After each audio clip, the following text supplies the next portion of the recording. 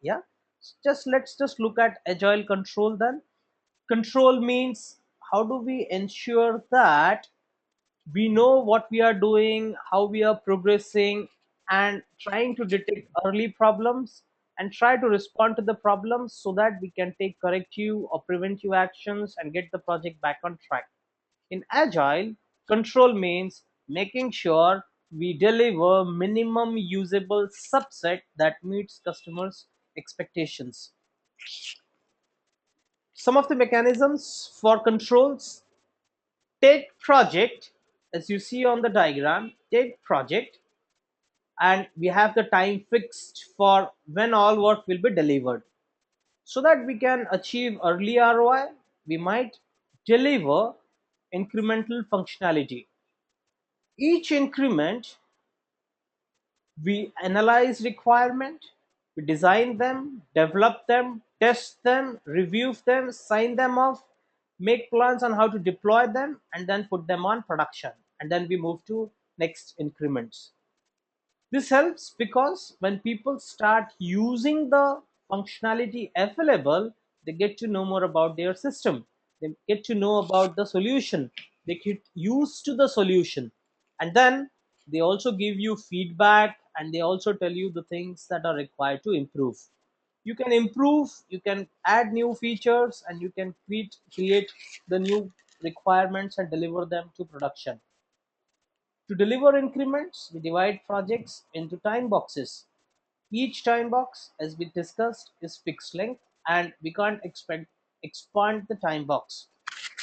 So it is actually we are dividing and ruling. So we divide into smallest unit. If smallest unit falls in place, the bigger unit will fall in place. If time box is working well, chances are we are doing well on the increment. And if increment is working well, chances are we are working on projects.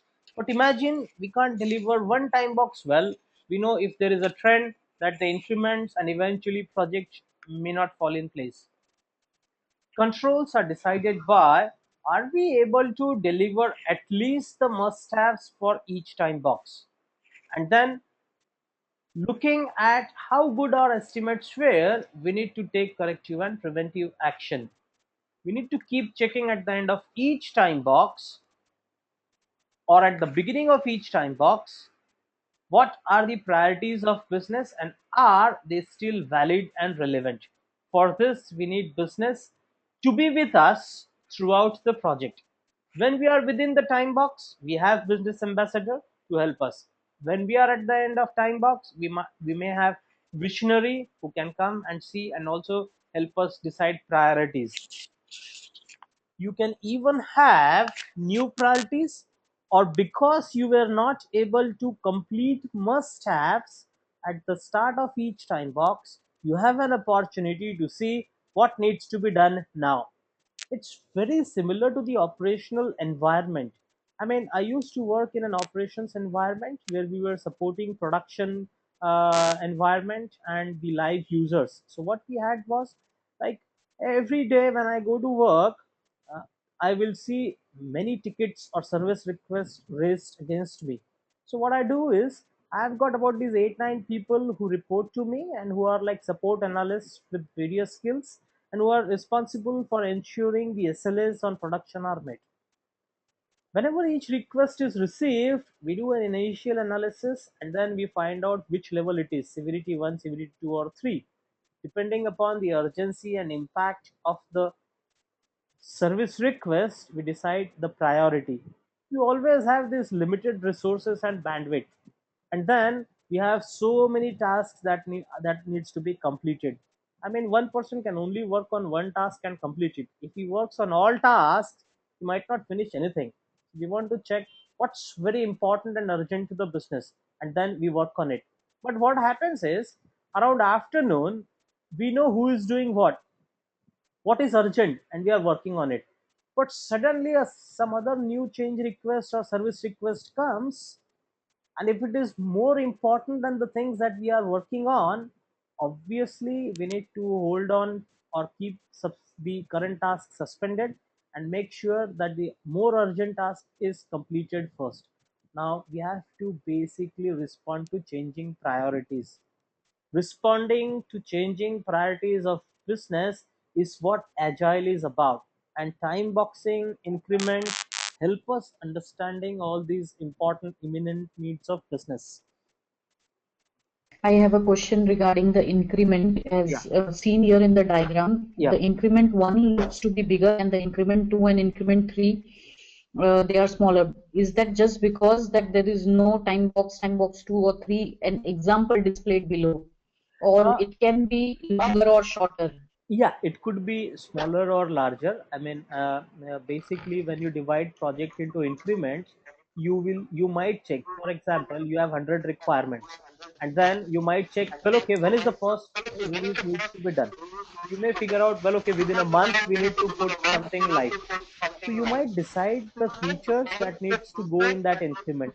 That increment might be smaller than the next increment that puts some bigger features. So if you see Right. So basically, the increment, yeah, the number of features or things would dictate the exactly, the release date. length of the Yes, release date. Right. yes. Yeah, But it's what also the same that the kind of projects we do absolutely, yeah. So increment releases, these timelines could be different, but the time boxes that happens within each have to be increment, of equal length. yes, they will have to be of equal length. Yeah, and Yes. you need Okay. to kind of adapt to the situation, finding out what kind of size is good for a time box. Okay.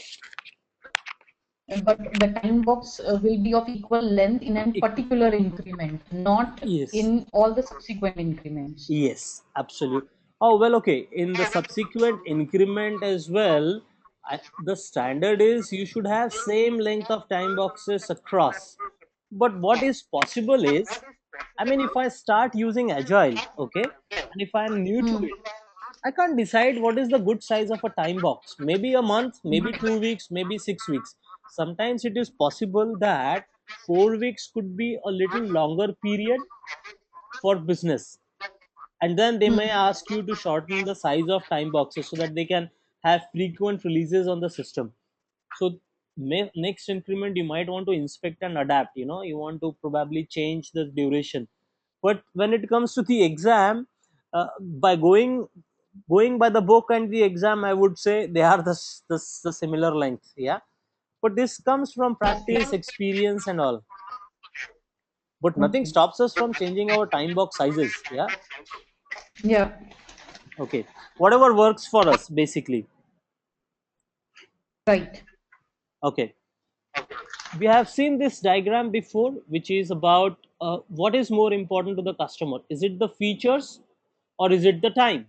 If feature is important, then we find out the timelines and cost required to deliver all the features, and then we work towards it. But in such cases, if scope creep happens, scope means changes come and the scope increases, then the timeline and cost can also increase.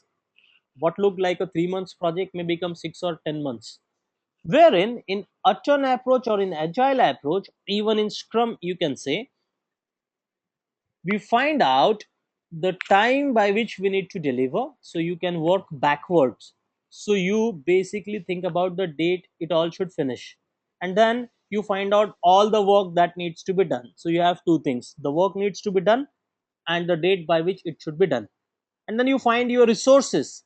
So what resources do you have? So you are usually constrained with people who are available to do the work and the money that is available to complete the project work. So now what we have is the amount of work that needs to be done and the people and the timeline by which we need to do that work. If you find you can't finish all the work within given time because the requirements can change, people availability can change, and we can have unforeseen issues, you say, but what if I can't complete all the work by that time? What happens then? Are you going to extend the deadline, or you still want to finish by that date? Well, if date is important, like launch date, release date, or some penalties, then probably extending the deadline is not an option. So you ask the customer, but then I have a problem. You have defined me the work and we have defined the time, and we know what people are available. We need to make sure that when we come to that crossing and finish line, we have done at least something that is useful to you.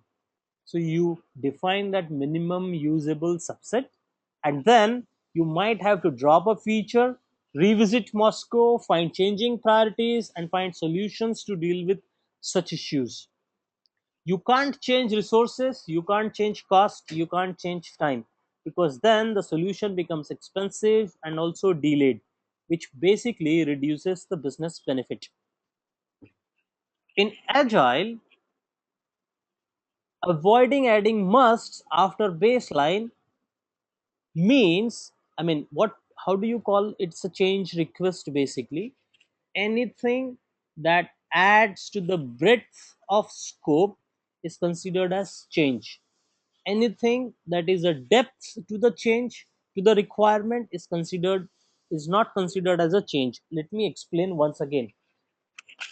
Offering search functionality is part of scope. How the search functionality work is part of depth. You can make changes to the depth, but if you add new feature, for example, uh, payments which was not part of the original scope, then you have to look at the priorities again.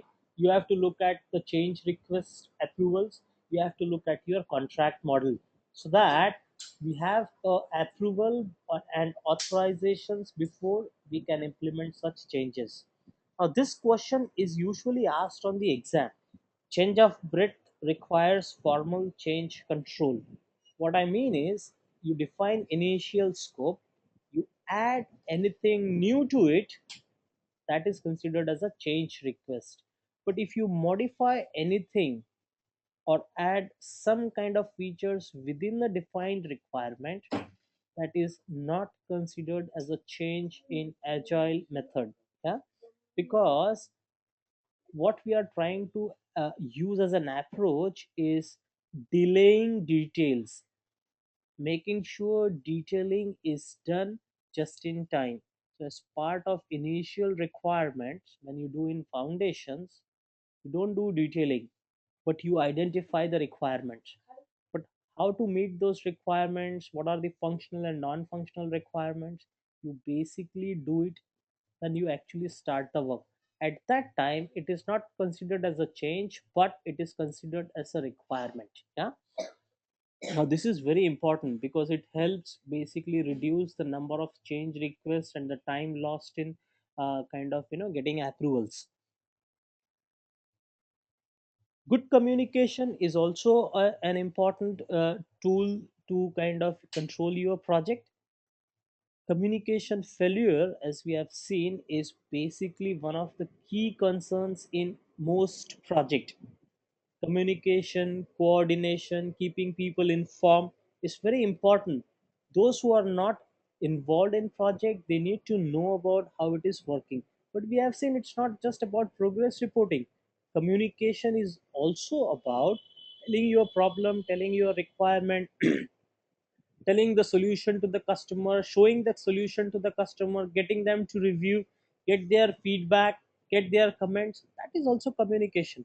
So how the facilitated workshops are working, are people participating in them, are they providing feedback, are we using iterative approach, are we going to the customers at the end of iteration or at the end of time box, have they approved the way we are doing it, have they seen it, are we kind of implementing their reviews, comments, and the feedback.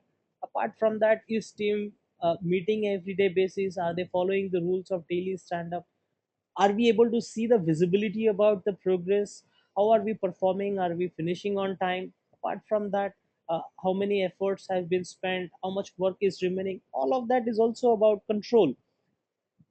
Even delivering frequent products to the users on live environment is also about control. How many features you have delivered on live, how they are being used, what benefits they have brought to the users, have they given you any feedback from their use, are you improving the product, that is also seen as a control. So control is actually about plan, do, check, act. So you do something, you get it checked, and then you see what next action is required to improve. be it requirements gathering, be it about feedback from users, be it about delivering consistently, constantly on the production. Listening to your team and their suggestions, helping them solve their problems, facilitating, all of these are few things that makes team kind of uh, uh, perform at their best. It brings about the potential, I mean the performance optimization and performance fine tuning, you can say.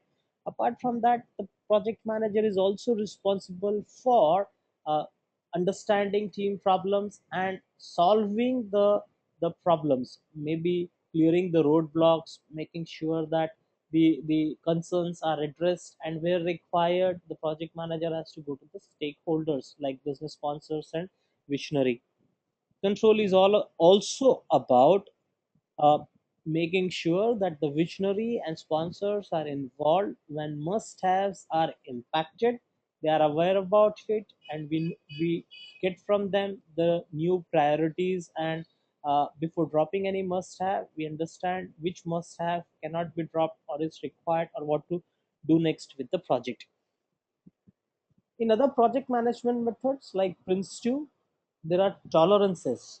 Like if you commit a date to the project, or if you commit a cost to the project, generally when you are not very confident about estimates, or when you see there is a room for deviation, you might give some tolerances like, I will pay 10,000 plus minus 10%. As long as you remain within that range, you make your decisions, you take corrective and preventive actions. No need to involve stakeholders for such decision making that fall within that range. But in Agile, there is no such kind of a tolerance, because time cannot change, cost cannot change, and quality cannot change. So tolerances are only about your scope or the must-haves. Yeah. So should have, could have, can be decided, but the must-haves will have to be escalated to the stakeholders, the sponsor and the visionary, because then they have to find will the product is still usable for them. Now, risks basically are uncertain events that can happen, and if they happen, they may adversely impact your project objectives.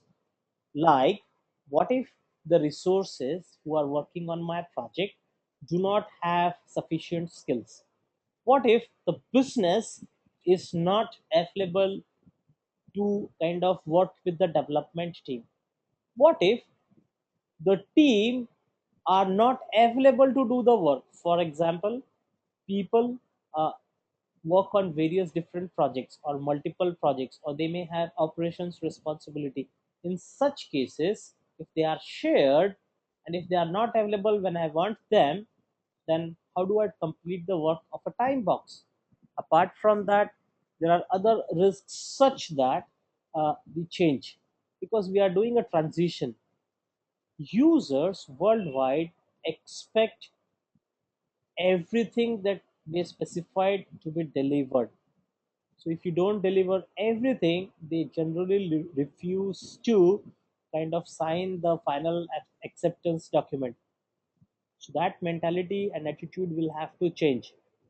Expecting 100% features delivered is a risk on agile projects. So if we just kind of list some of the common risks, some of the common risks are, I mean, 80% risks are about project was not delivered on time, a project went over budget, or you delivered a wrong solution, or the communication was not very good, coordination was very poor, integration did not work well, or it is basically the requirements were not clear, or there were lots of change requests towards the end of the development, that is during testing. Now these are very common challenges, but agile tries to mitigate these risks. How? Missing deadlines. This risk is greatly reduced, or you can say eliminated, by anchoring the date, because we said date is fixed, date doesn't move, in which case our chances of missing the deadline is greatly reduced compared to maximum projects that fail in traditional projects. Talking about the risks on the requirements where ambiguous or not understood, once again, we reduce this risk by involving stakeholders throughout the project, having an ambassador as a representative, doing iterative development where we first do investigation, then refinement, then consolidation, doing incremental development using time boxes and getting the product demo shown to the visionary and business stakeholders. That way we keep constant touch with them, they constantly review and keep giving us feedback. We also keep the feedback loop very small so that major reworks don't happen, like the time boxes size are not more than 2 to I mean are usually 2 to 4 weeks. So we have short feedback loops, so we don't waste much efforts. Delivery of wrong solution, again that risk is greatly reduced because once again we are getting back to them every now and then, and they keep seeing and they keep looking at the daily stand-ups, what problems and so on. User acceptance testing late in life cycle is also kind of reduced. Why?